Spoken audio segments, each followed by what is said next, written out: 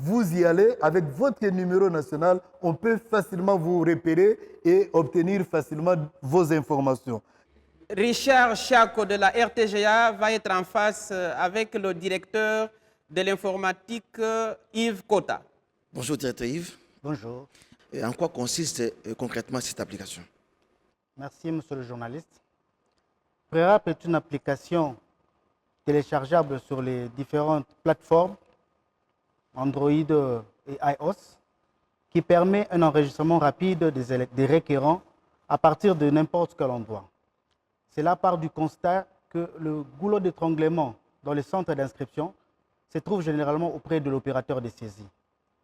Afin de faciliter le travail de l'opérateur de saisie, vous avez la possibilité en tant que requérant de pouvoir, à partir de cette application, enregistrer toutes les informations de là où vous serez. Et après enregistrement de ces informations selon une séquence donnée, un QR code sera généré à la fin. QR code, vous allez présenter auprès de l'opérateur de saisie du centre d'inscription afin d'obtenir votre carte de lecteur et de faciliter votre enregistrement. J'ai essayé de me pré-enregistrer par rapport à cette application, mais j'ai trouvé dedans certains détails que vous avez placés. Vous demandez à un requérant, par exemple, le code postal, la couleur des yeux, son ancien numéro national, par exemple, l'adresse email. Pourquoi tous ces détails alors que c'est juste une identité de la personne et pour le reste? Au départ, l'opération d'enregistrement 2022-2023 sera, si vous le savez, couplée à l'opération d'identification de la population qui sera menée par l'ONIP. Donc, les informations se trouvant sur le kit d'enrôlement et sur l'application Prerap sont liées à ces deux opérations. Mais il faut signaler, comme mes prédécesseurs directeurs l'ont dit, qu'il y a des informations utiles et nécessaires pour l'enrôlement des électeurs. Ces informations se font selon les séquences suivantes. Nous avons d'abord les informations de l'identité de l'électeur. Pour l'identité de l'électeur, les informations obligatoires sont celles-ci. Le nom, le poste-nom, le prénom, le genre, le lieu et la date de naissance, le nom du père et le nom de la mère. Donc, toutes les autres informations que vous voyez sont liées au fichier général de l'état civil et elles ne sont pour le moment pas obligatoires. Couleur des yeux, de la taille de la personne, ça c'est lié au fichier général de la population que vous pourrez compléter lors de l'opération de l'ONIP. Après les identités, vous serez obligé de taper les informations liées à vos origines. Pour les origines, vous devez renseigner sur votre province, votre territoire, votre ville d'origine, votre secteur, votre chefferie ou votre commune d'origine. Ce sont là les informations obligatoires pour les origines. Vous pouvez ne pas connaître votre groupement ou votre village, mais les trois premières informations, vous devez les donner. Et après ça, nous allons passer aux informations liées à l'adresse du requérant. Ces informations vont de la province à la rue ou au numéro. Et là, toutes les informations sont obligatoires.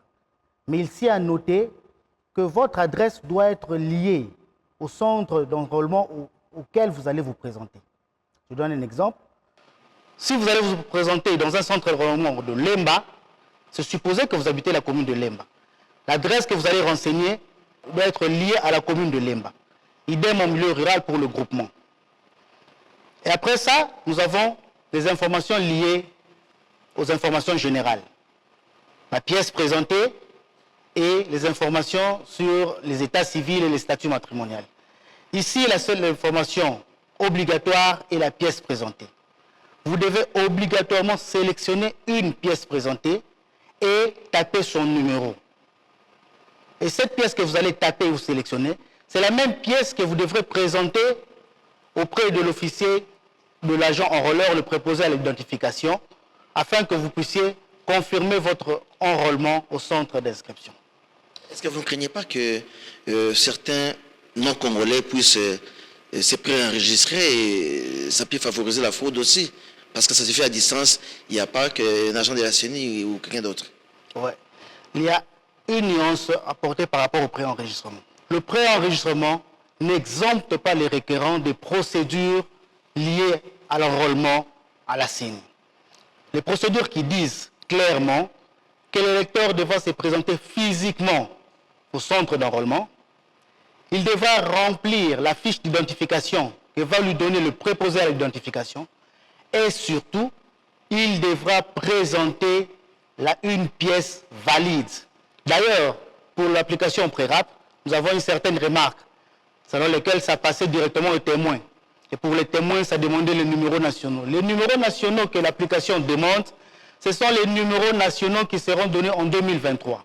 Cela veut dire que lorsque vous allez vous présenter au centre d'enrôlement, vous devrez trouver les 3 témoins qui seront enregistrés pour 2023, qui auront leur carte d'électeur, récupérer le numéro de leur carte d'électeur et les mettre dans l'application et récupérer le nom de l'officier qui servira de témoin qui devra confirmer ce témoignage.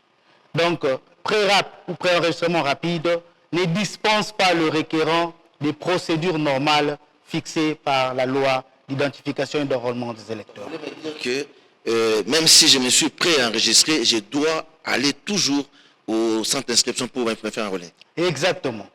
Puisque même si vous êtes préenregistré, tant que vous n'avez pas encore votre carte d'électeur, vous n'êtes pas encore un électeur, vous n'êtes qu'un requérant.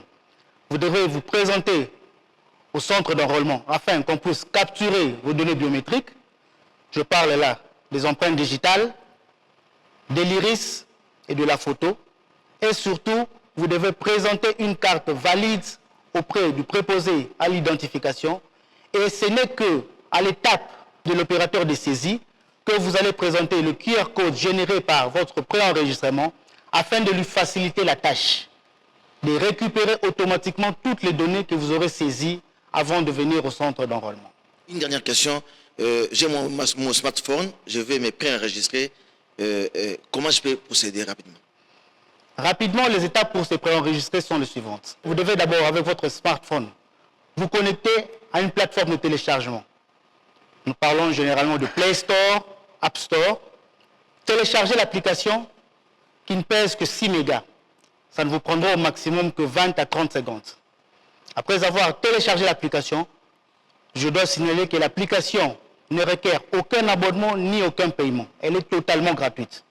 Après avoir téléchargé l'application, vous pouvez même vous déconnecter d'Internet. Vous n'avez même plus besoin de pouvoir être connecté à quelconque réseau. Vous pouvez maintenant lancer votre application afin de procéder tel que je l'ai dit auparavant pour remplir vos identités. J'invite à présent la journée.